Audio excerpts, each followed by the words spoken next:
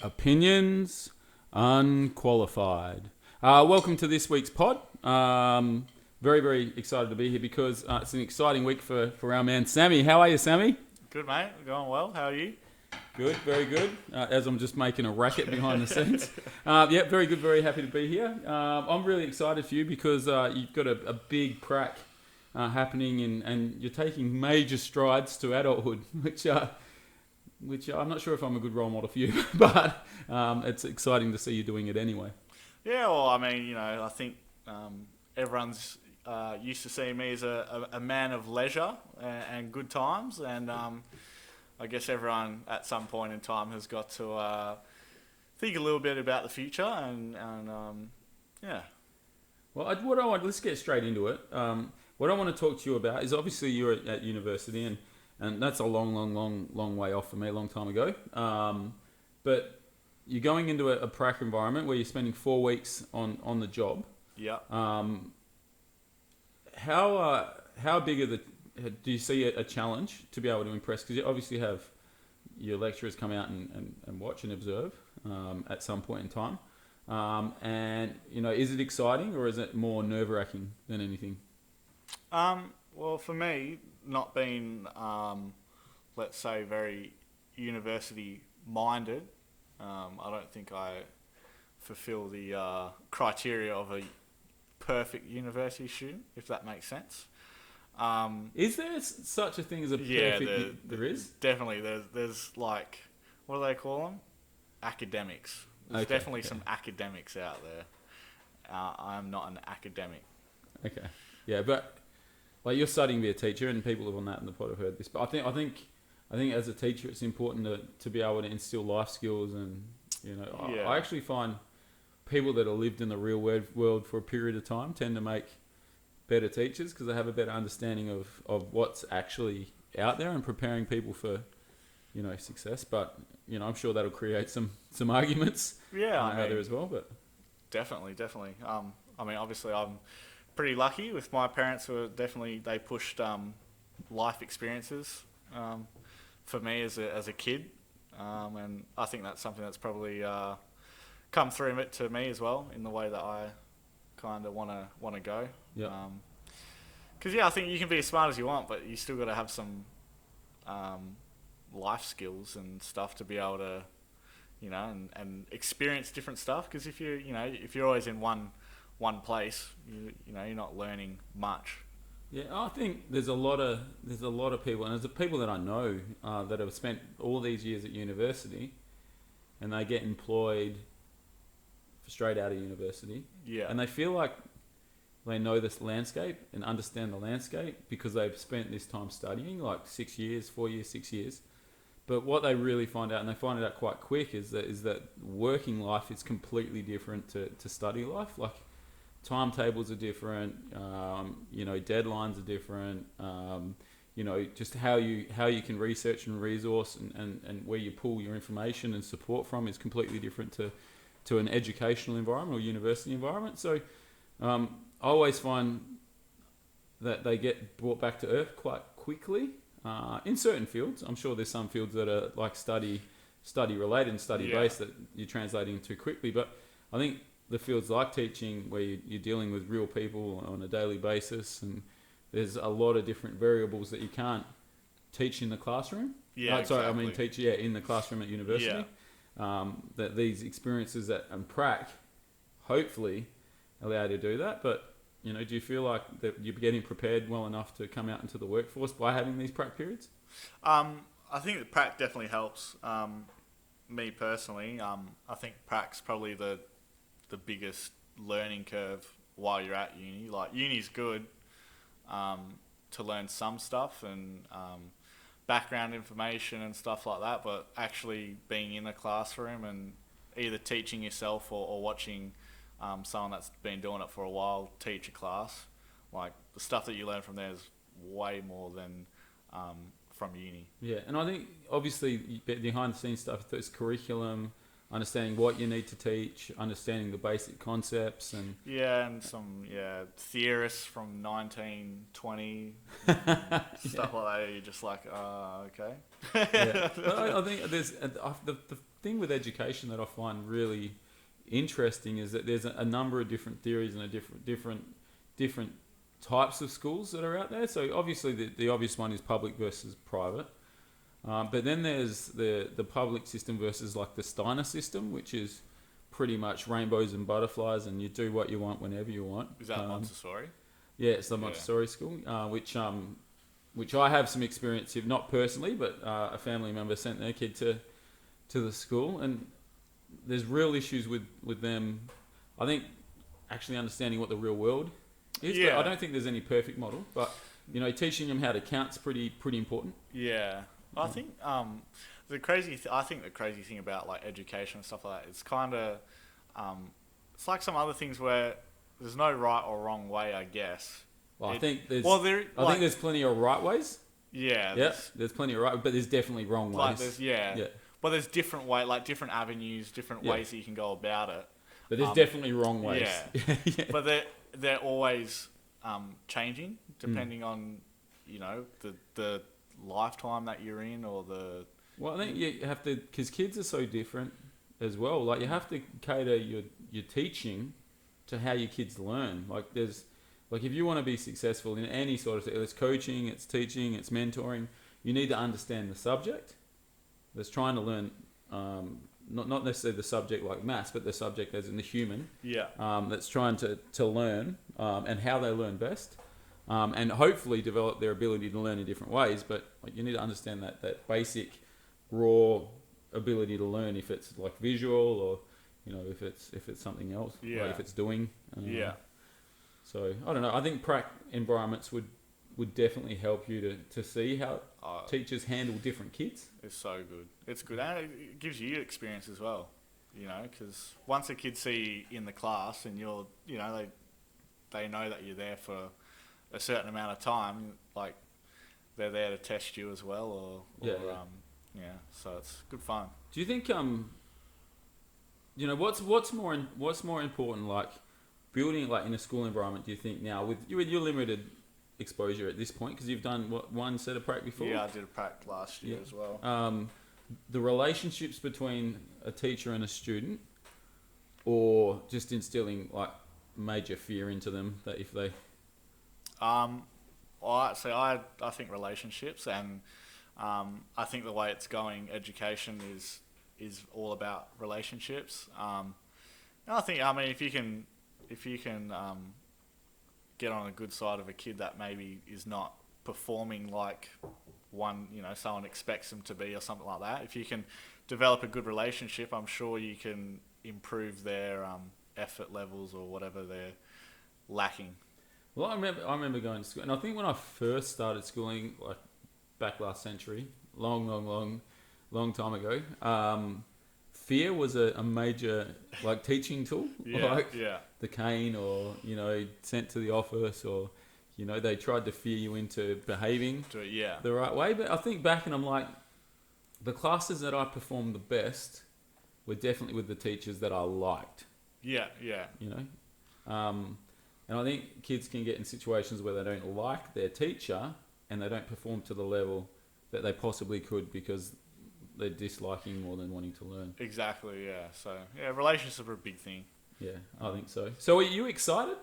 Yeah, excited, but obviously, as I am a man of leisure, and I do enjoy going to the beach and whatnot, waking up on a Monday to see that it was going to be 27 degrees and sunny, and would have been a perfect day to be able to get down to the beach, but, I guess you got to put in the hard yards and do what you got to do, and once this prac's over, I'll be able to go back to the life of leisure. Last point, or last question for you, I guess, on this topic, for now, because I'm sure we'll talk about it again at some other point, but what do you think, like right now, just going into it, are the biggest challenges that you would face, and maybe some challenges that people that are obviously in the course with you are facing that might be a little different to you? Or biggest challenges, probably planning. Obviously, it makes sense that they want us to plan a lot, so we're thinking about everything that could and can happen. But obviously having to write a full plan of what you're going to do and whatnot is can be quite hectic. It's a lot of writing for, say, for instance, for a teacher that's already in the business, they'd probably do a quarter of the writing for the plan that I'll do. Yeah. So planning sucks, but you got to do it. Yeah. Well, actually, planning doesn't suck, but having to write so much for planning sucks. Yeah. And then the other thing is when the university supervisor comes in and watch, because there's nothing worse than having someone sit there critiquing every little thing you do. Yeah. Because like, and I don't know about you, like you obviously you've coached like kids as well, and when you're there by yourself or with like the mentor teacher that I have that's there, you can be yourself kind of thing. Yeah. And if you make a mistake, you can have a little giggle about it and move on. Yeah. But if a university supervisor's there, it's like, well, am I allowed to have a little dig at myself for making a mistake, or is that just going to highlight even more to them that I've made a mistake? Or that's the other interesting thing I think is Well, I think anyone being assessed by any situation can be sort of daunting. I think for someone like you who's been through like trials for sort of higher end athletics, and it might be a little easier because you understand that you can sort of lock out the bad and focus on what you need to focus on. But it's always a little daunting having someone in there. But have you ever heard of anyone failing a prac? I mean, I haven't heard of it, I don't think. Because I'd imagine, like, as long as you're not a complete spud, because I know a lot of teachers. Yeah. You're going to get through. No offense to the teachers, I know. But yeah, I mean, as long as you got the right attitude and you're, whatever they pull you up on, you show the next time they come in, you show that you've tried to work at whatever they've told you to try and improve or whatever. I think you're on the right track. So yeah, we'll see. Fingers crossed. Yeah. So the time currently is 7:35. Yeah. On a Monday night, and I've just received a message from the Sean turn. Right then. No way. Yeah, right then. So as we're recording, so we start half an hour ago. We just get here and whatever. Hey guys, I won't make it again. He's got work commitments for tomorrow, which is perfectly fine. We respect that, but maybe send that an hour before you're meant to be here, not half an hour after you're meant to be here as well. So I don't know. I think there's the runs. I'm not sure about the runs on the board here for the Sean turn, but it's an improvement though, because I don't think he replied last week. Yeah. So at least this week he's replied. Yeah. So next week he'll be on time, I reckon. Yeah, reply. Yeah, I think so. Hopefully. Talking about the Sean turn, a little off subject now. Yeah. I played a game of pool on the weekend. Yeah, right. So I haven't played pool for a long time, and we're talking about the our little pool comp that we're going to have, and it's going to happen. So I played one game. Yeah. And when you could play pool, like each place has different rules. So we were probably down about 5 balls. Yeah. And I've sunk a couple. We've maybe got 2 left or 3 left. 2 left, I think. Yeah. And they're on the black ball. Mm-hmm. So I snooker them. Yeah. So they couldn't. There wasn't a straight line between where they needed to. Yeah. To hit the black ball and from the white. So, and what they've done is they've sunk the white ball, but we still had 2 balls left, and they had 1 ball left, and that made us win the game because they were on the black ball and they fouled. Yeah. Right. Yeah. I feel like that's a bit of an empty victory. So we won, but I still feel like because they sunk the white. Yeah. And it was a smart play. Like I snookered it, and it was a hard shot. Yeah. But wouldn't it be better just to, because we're 2 balls behind, just give us the 2 shots. And force us to have to try and win it, So we won the game. Yeah. It's always nice winning, but it felt like a hollow victory. Because you didn't really, you didn't make that the decision kind of thing. Yeah, they decided. So that's why feels a bit empty. Yeah. Because you're like, oh, I would have liked to sunk the black ball myself or something like that. Yeah, yeah, it would have been nice but we were behind, and we got the win. Win's a win. Yeah, Win's a win. You take it, don't yeah, you? you take it where we can. You come to me today with like a really, really interesting question, actually, and I think there's a lot of people that would really consider doing this, and I'm still on the fence. So I don't know. Take me through your thought process here, Sammy. Well, for the people listening, so I was reading an article, and maybe that some people are listening have seen it, but someone actually named their child their internet provider, so the name of whoever their provider is of their internet, for 18 years of free Wi-Fi. So, I mean, Wi-Fi, there's a bit of money that you got to pay monthly. Yeah, I guess like if you've got like a really high end, was $60 a month? Something like that, it's money and it adds up, and then for 18 years. Yeah, so if we say it's $60 a month, that's $720 a year. All right. So you're looking at what, 15 grand? So yeah. No, less than that. About 13 grand. That's a lot of money. Don't judge my maths. Yeah, it's a lot of money. Would you do it? No, not for that amount of money. Only because it's like, say it's 13 grand. Yeah. That's 100 years of your kid's life that they're called dodo, or whatever. You know what the funniest thing was? While you were talking, I was thinking in my head like internet providers, and the first thing that came to mind was Dodo, and I was like, Dodo. I was just thinking, I think I could deal with Dodo. Dodo doesn't seem. Well, dodos have been extinct for so long now that people don't even know what a dodo was. Yeah, and I feel it's not that big of an internet provider almost. Yeah, I don't. What the big ones out here are iiNet. iiNet. Yeah, that's Telstra, I guess. Telstra, Optus. Yeah. See, Dodo, like we've got a Foxtel internet here. Oh, really? Yeah, because we've got it like a package. It was pretty good. Like, it's pretty good internet, but and it was a good price. Yeah. But imagine being called Foxtel. I guess it's called Foxy. Yeah. Yeah, but see, like Foxtel would be weird, but like Dodo, hey Dodo. Yeah, it's like a nickname. Yeah, like I feel like you could get away with that, I reckon. I don't know, but then your kids like, so say that was my parents. Yeah. And I'm already annoyed at my parents for calling me Charles. So particularly when they named my sister, who's 18 months younger than me, Diana. And we're born in the 80s. Like, come on. Like, Charles and Diana. Like, Mum, come on, mate. Like, be serious. You're asking for us to get bullied like, our whole life.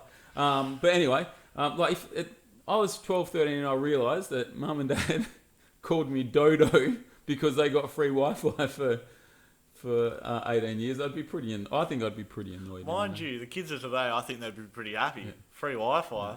But is it locked into a certain speed rate, or is it the best internet possible for every year? Because it's getting faster and it's getting better. Like, do they have to pay for the NBN change, or? Yeah, like, I don't know. I didn't read the article, to be honest with you. Yeah.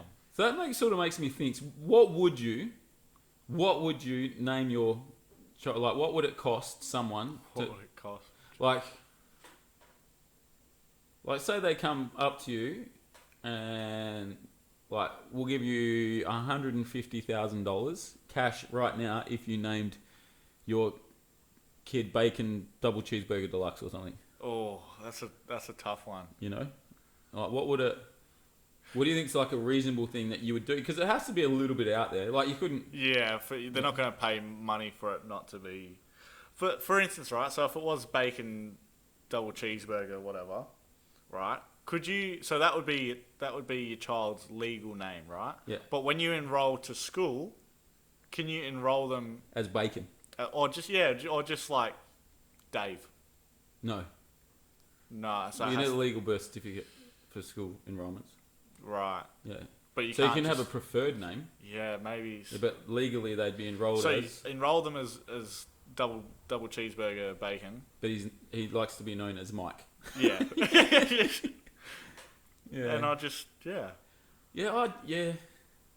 I don't know. It just you'd have to have some like if you're the one paying the money, you'd have to have some legal clause in to say, look, whenever you're referred to in any way other than obviously between your mates, but like any social sort of, when it's you need to be called this. So say your kid ends up being a really good sportsman and they're on the world tennis tour and they're bacon double cheeseburger deluxe, But how much would I just think it's an interesting concept because I think there'd be some people that sell their child's name for pretty cheap. Yeah, but it's interesting. Like if they do make it big, you probably don't need that money anyway, do you? Well, my because I'm big on names. Yeah. I said your name is the one thing, like the one gift that you get the day you're born, most of the time. Yeah. And you have till the day you die. Mm-hmm. And it's from your parents. They think about it. It's important to them for some reason. Yeah. So for me, it's not something that I could put a value on. Right. Yeah. And it's the same with like having a boy. Like this sounds so medieval and so old school, but the fact that I have a son that carries my name is important. Yeah. To me, to carry on the family legacy and the generations that we've got to this point. So I think for me, names are very, very, very important, and I feel like as much as I take the piss a little bit about what my parents called me, I've always called myself Charles, not Charlie, not Chuck, not Chaz, because that's what my parents named that's me. it, yeah. So for me, I don't know how much it'd have to be a lot, but in the end, men don't get to decide that anyway. So. I think my biggest thing would just be on the actual name of its thing, of the place that's trying to. If it's a name that you could kind of pass, I'd probably be like, you know what. I think like if like Big Mac, like that's a cool name. Big Mac, yeah. Big Mac. Hey, Big Mac. Yeah. You can work with that. You can. You're not gonna be like, damn. Yeah. Like. Yeah. Cheeseburger. You're like, no. Yeah. I don't know about that, or vanilla milkshake. Imagine your kid being called vanilla milkshake. Yeah. I think yeah. Yeah. It's hot chocolate. Oh. I'm on the food tray. Obviously, I'm hungry. Yeah. Anyway, it's interesting. It'd be interesting to see if people have heard other stories about people selling their names, or because I know years and years and years ago, it was in the 90s. Gary Hocking, who played for Geelong, changed his name to Whiskers, the cat food, because it was Geelong, the Geelong Cats. Yeah. And they paid him amount. It was for 24 hours or a week or something. And they paid him I think I'll get this number completely wrong, but it was a reasonable amount, 50 grand or something, to change his name for a week to Whiskers. So he played a game of AFL. His name was Whiskers because that was his sponsor. So he had to do it via deed poll, all of that. So it was legally, his name was legally changed to Whiskers for a period of time. Yeah, right. That's pretty cool. Yeah. So I think if you're a grown adult and you're making that decision and it's you, it's probably more fair than like you burdening a child for 18 years with a... For free Wi-Fi. For advertising for a company. What happens if that company goes belly up? You'd be spewing, eh? Yeah. So, what I want to tell you mentioned the beach earlier. Yeah. And I know you're a beach man. I do. Yeah, you love the beach, and it's getting to that time of year. So, I thought, what better opportunity do we have now? Like 27 degrees today. I think yesterday was 29. It's been nice this last week. Yeah, it's been good. So we're getting to the stage of the year, like November, December, it starts getting really good for the beach. So in your opinion... Yes. Because you're definitely more cultured, more educated, more qualified to talk about these things. So the best beach spots in the metropolitan area, in your opinion? Best beach spots. See, this is interesting because there's so many beaches that we've got, right? And depending where you live is probably going to be a big influence on where you go. Yeah. Me being someone that doesn't like to travel far, I just go to Mullaloo because that's the closest beach to me. Is it? Yeah. Okay. And that's pretty good beach though, isn't it? And it's a good beach. Yeah. Like, it's got water. It's got sand. It's got sand, and I can jump in the water. And there's usually a car park. Yeah. Yeah, and that's probably the thing, because where we are, Trigg's close. Yeah. So Trigg's close to us, and Trigg's nice, and there's some nice little covey Yeah, bits where you can take kids and Watermans and all that kind of stuff. So Watermans is quite good. But parking's really hard. Like it's really hard to get parking, like and good parking. So if you want to go where I live, you've got to go at like 7 a.m. to get parking. Yeah, especially when it's summer and stuff like that. Eh? And any later than that, it's really hard to get parking. Whereas Mullaloo's a nice beach. It's 10 minutes up the road. Mm-hmm. And there's always park because it's a massive car park too. Exactly, and then you can always go on the road a little bit further as well. I think this time of year as well, when you go to beach, because there's a lot of beaches the sand hasn't come in yet as well. So like the water hasn't come in, so there's a lot of rocks. Yeah. It's not just sand. Yeah. On the beach, so there's a few of those that you sort of have to avoid. But Mullaloo's not one of those Mullaloo's beaches. sandy. You know what I hate though, right? Because I like going. Say in winter, right? And it's a 24-degree day. Yep. And it's sunny. But because it's winter, right? I'll go to the car park, and there'll be 6 cars. Yep. Right. Beautiful day. But it's winter. And I'm like, what are you know, there's no one here. And it's a beautiful day.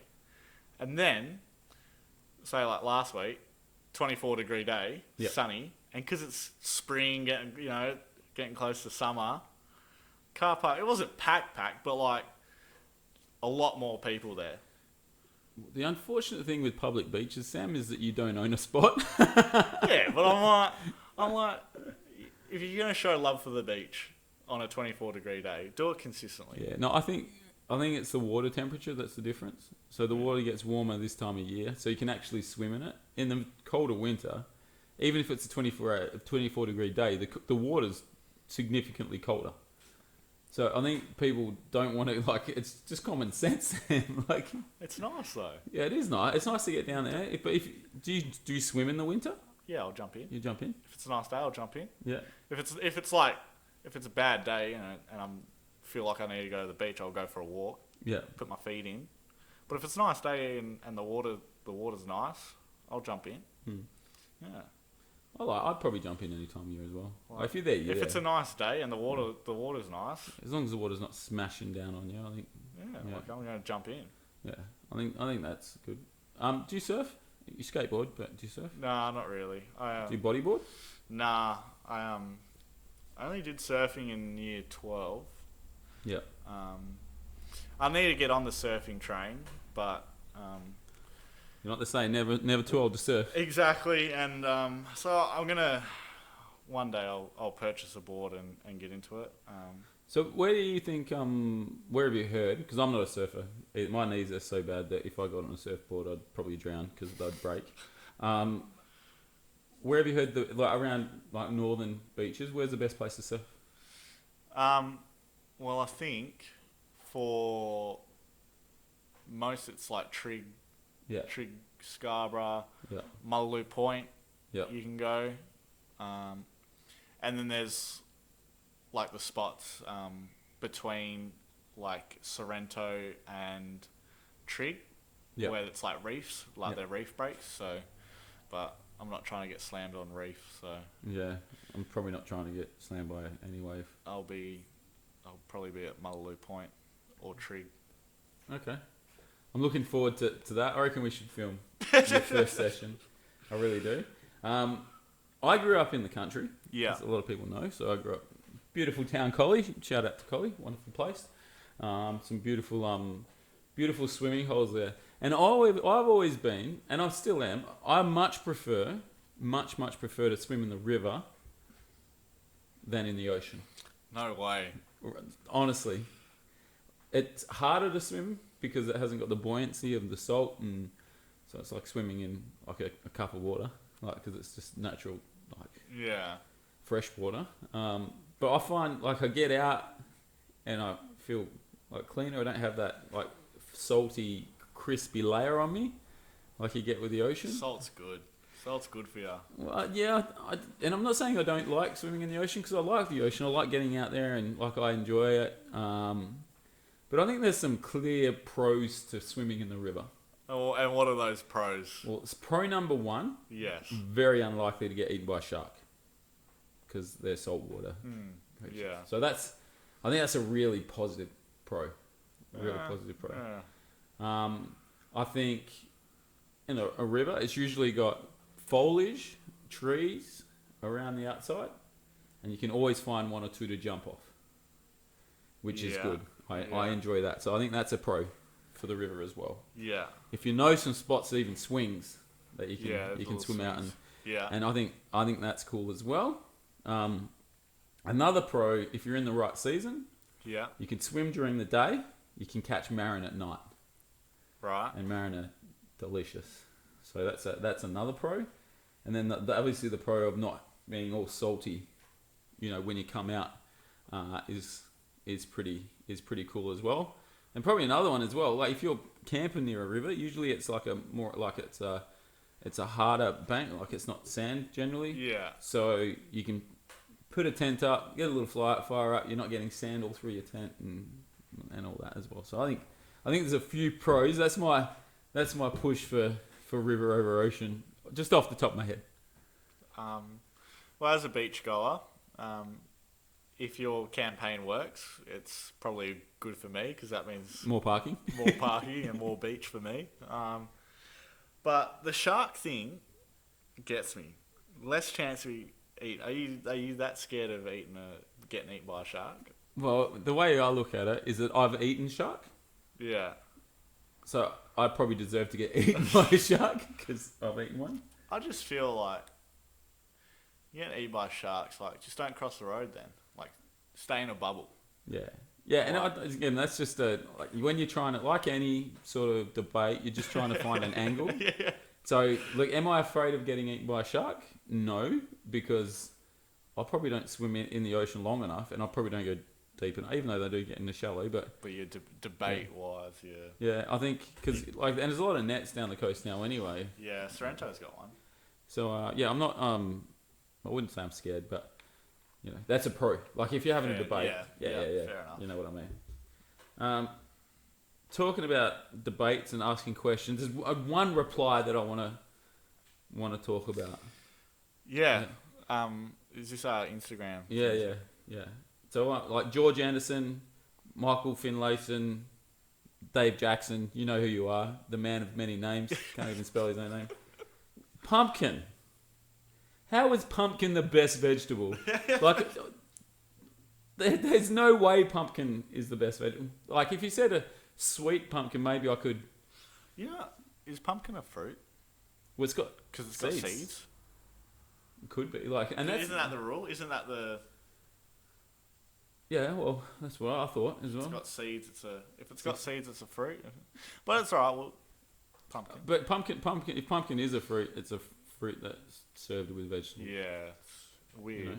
But I guess we won't get into technicalities. Pumpkin anyway. Yeah. I think the only thing that pumpkin's better than potato for, only thing is pumpkin soup is better than potato soup. Like it's like definitely a good like thick.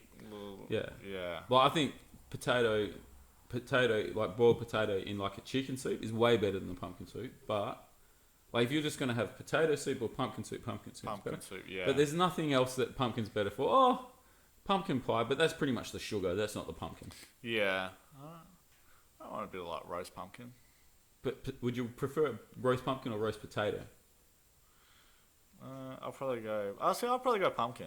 Really? Yeah, I'll probably go pumpkin. Man, you guys are on a different planet. Like, I agree potato is probably a better vegetable just because of its all-round capabilities, but roast pumpkins, I'd probably prefer that than potato. Really? Yeah. Nah, man, roast potato all the way. All the way. Now, the other one, like, how swanky do you have to be to say broccolini? Seriously. Why don't you just say broccoli? Yeah. Like, I just like... yeah, look. You know what I mean? Yeah, I don't know. Is it a piss take? I don't know. We'll have to ask him. Yeah. Just say broccoli. But, yeah, even just broccoli. Let's classify broccoli and broccolini as broccoli. Yeah, it's the same thing. That's more interesting than pumpkin as favourite vegetable. What? I feel like someone like is being a little more creative. They want to be a little different, a little edgy. Yeah. You know, but like Going Pumpkin's sort of like saying, I want to say potato, but everyone says potato. You know what I mean? Yeah, I guess so. Broccoli's good, but Yeah, bro, I like broccoli. I don't mind It's broccoli. not better than potato. Nah. Like, yeah. Thanks for answering our question, though. Much appreciated. No, thank you. But again, it generates conversation. Yeah. So look, we really, really appreciate you doing it. Someone said Spud, so Yeah. they're a legend. Yeah, I don't know who said that. I can't remember who said that, but you're a legend. If you said potato, you're a legend. Yeah, that's what I'm saying. I woke up to a really nice surprise Saturday morning. Yes. Wasn't a headache, which is good. Oh, Yeah. something Wasn't different. a headache. But I've got a family holiday booked to Nannup. Hell yeah. Now, I'm from down south. Now, saying that, I haven't been all over the southwest, and Nannup's down in that direction. I feel like it, and I could be completely wrong, it's like down towards Pemberton-ish area, woods, forest, which is right up my alley. Yeah. So we booked this tent, Mm-hmm. and within this tent, there's like a full queen-size bed or double bed, but there's a bed for adult parents, Yeah. Yeah. and there's a couple of single beds, and we'll take a porta cot for the little one. Yeah. And it was only like $80 a night or something. Yeah. But we looked at a heap of places, and places are getting booked out. Like, it's insane. Like, you look at a place, and then you got to book it, and then it's sold out. Yeah. Because it's over the Christmas And period. everyone, yeah. So I think everyone's sort of doing it. But I've never really... I think before this year, I ever thought, like, I'm going to go to a holiday to Nannup, you know? Yeah, I don't want to say too much because thinking about it now, I think I might have relatives. I might. Dad might kill me. Oh, really? Yeah. Definitely. I'm just gonna stay quiet. Yeah. Well, I'm looking forward to it. I think it's going to be different. I think there'll be certain things around. Like, all those little country towns have like quirky little things, but it'll be nice to get away. But there's a few things that, like, you stay in a tent. Obviously, you don't have a toilet. No, they got communal or Yeah, so there'd be communal toilets in the middle of the block.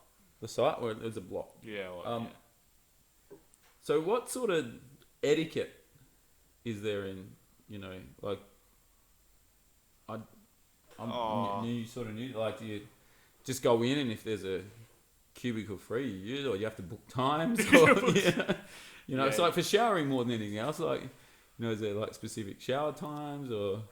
Nah, it's a first in first serve. Yeah. I think that's how it runs. That's how any time I've done it, it's just been it's free to go. It's free to go, and just don't be a dirty. Don't be a menace to society. Yeah. Keep some sort of humanity.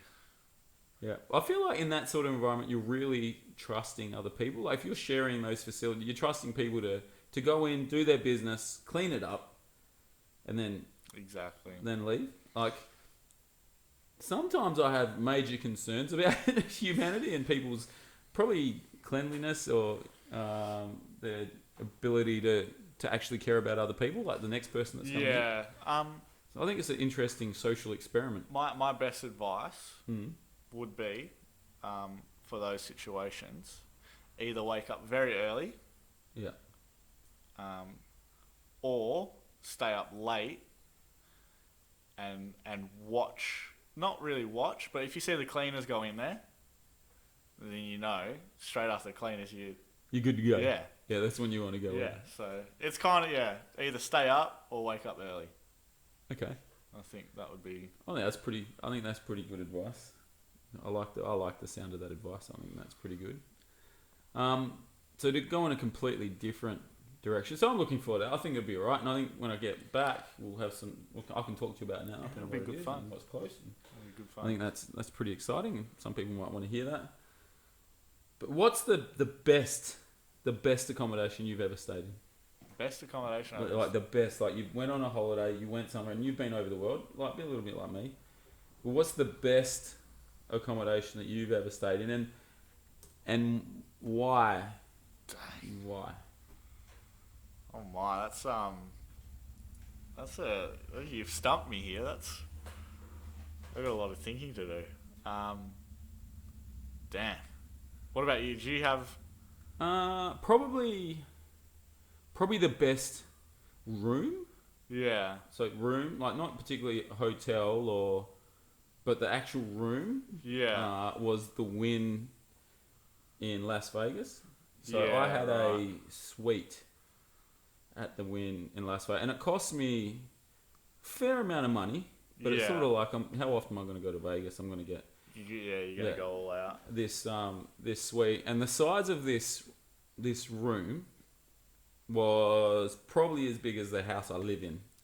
Yeah, right. Like it was huge. It had like the full spa in there, king size bed, like electronic shades, like on the windows, full wall windows. Yeah, like the pretty much you could see that it was a corner suite, and both sides were just glass. Yeah. And you could see out, and you could see the strip, and like it was the best room I've ever had. Then I went and sat at a table in the casino for about 18 hours, but it was the best room. We were there for 2 nights, I think. It was expensive. It cost us a lot of money. Well, that's probably the best room I've ever been in. Just with the facility, like it was incredible. Like it was like the service, everything. But actually getting to the room, so you walk through the casino floor and you get to out. Like getting to that point, it's sort of like this isn't the best hotel I've ever been in. Yeah. It was like nice. Obviously, it was classy, but it's not the best hotel I've ever been in. Yeah. Right. Yeah. Yeah. There was a really nice hotel I stayed in Los Angeles called the Hollywood Roosevelt. Yeah. Which is in Hollywood, obviously, just off the walk of like the hall of the Walk of Stars or whatever, the Star Walk, whatever. Yeah. And walking into that place felt like you're walking into the 1950s. Was that old school? Yeah, it was like just the way that it was set up. Like the room wasn't huge or anything. It was comfortable, but it wasn't big.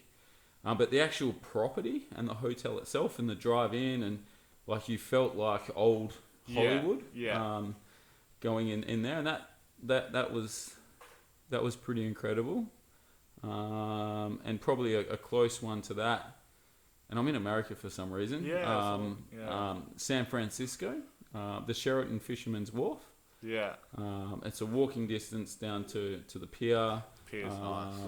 You know, it's I stayed in the hood when I was in San Francisco. Oh, yeah, down at Hand Leary Square, like where the tram starts. Not Yeah. far from, a little bit further back from there. So not a great time. Yeah, no, I love San. I've stayed in San Fran twice at this hotel, and I've stayed at another hotel as well. But this Sheraton Fisherman's Wharf, like if anyone's going to San Francisco, it's not happening soon, obviously. But I'd highly, highly, highly recommend it. Not the cheapest hotel, but its location, the service, the food, the pier's good as well. Yeah, and you can walk to the pier, and all the restaurants that are down there, and there's a couple of really nice bars within walking distance. All different types of bars as well. So so they're probably like, and I know like that's in America. I did stay once at Disneyland as well, which I'll talk about another time. I reckon we have a whole Disney show. But Yeah. Do you there's so many I feel with hotels and stuff, it all gets mangled into one. Yeah, I think that the special ones distinguish themselves. Yeah. So I mean, obviously, I think where we stayed were always mid, just good places to go. So I don't think I've ever had something that stands out. It's more the location that I'm at, kind of thing, if that makes sense. Like when we stayed in Macedonia, was sick because right at the back you walked in, there was like a little hill there, and there was wild turtles. Yeah, on that's the sick. hill, and I was like, this is sick. Like I've never seen wild turtles before. Yeah. So. Yeah. So it's about the experience as well. I don't know. I think